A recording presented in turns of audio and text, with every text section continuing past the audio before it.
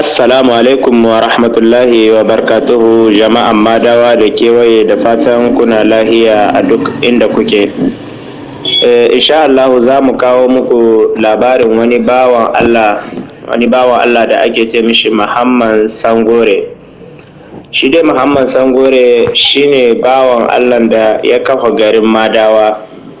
Sannan kuma wannan bawan Allah ya hoto ne daga wani gari da ake ce ma sabon birni a Sokoton Najeriya.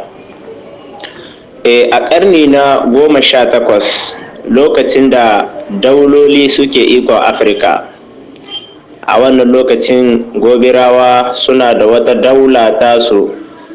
Ita wannan daular tasu suna kiranta da alƙalawa.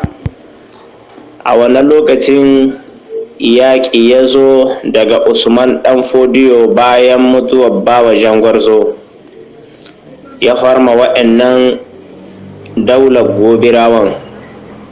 Wannan yaƙin ya kawo sanadiyar mutuwar sarkin gobirawa na wannan lokacin.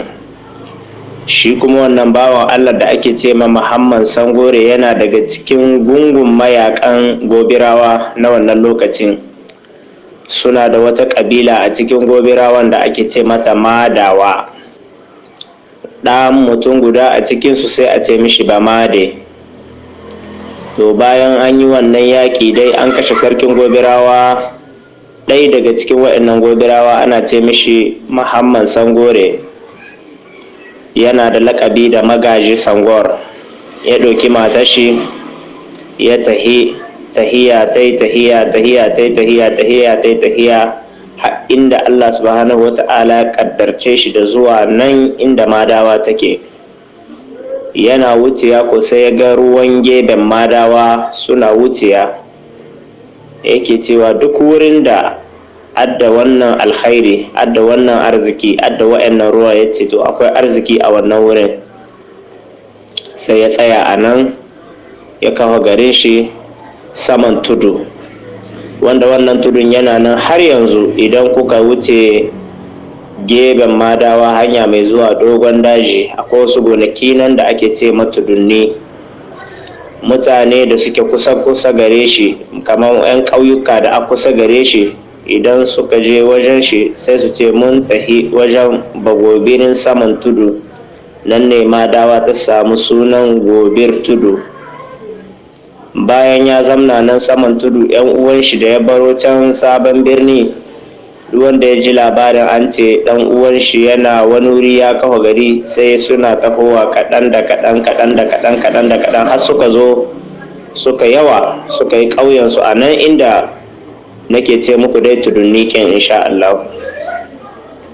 To bayan sun yi ƙauyensu suna nan zamne, Allah ya kawo mishi ajalin shi, Allah ya mishi cikawa a nan.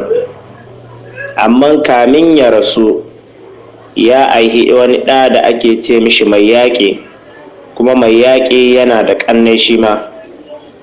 A nan bayan rasuwar babansu, Mai Yaƙi ya ɗauki mutane saboda wani dalili ya tsallake gebe nan kusan Jamul. Akwai wani wuri nan da ake ce Matarkin Lega.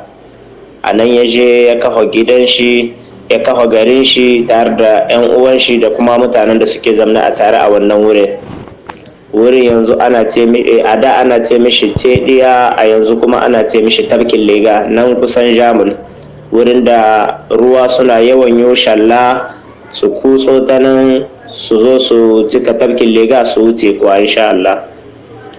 Bayan rasuwar Mai Yaƙi, dan Mai Yaƙi da ake ce mishi Ahmadu, shi kuma ya ɗauki mutane ya tafi da su nan inda Madawa take a yanzu, wato tsakar gari. A da ana ce ma wurin Tsakawa, a yanzu kuma ana ce ma wurin tsakar gari. Don ka bayan ya je nan ya kafa garin shi da 'yan uwan shi, wannan ɗan gumbin nan na tsakar gari da kun ka sani, wanda ya san Madawa ya san cewa Madawa akwai ɗan yanki da ake ce ma tsakar gari. To wannan yankin duka 'yan uwa ne na shi wannan bawan Allah da ake ce mishi Muhammad Sangore.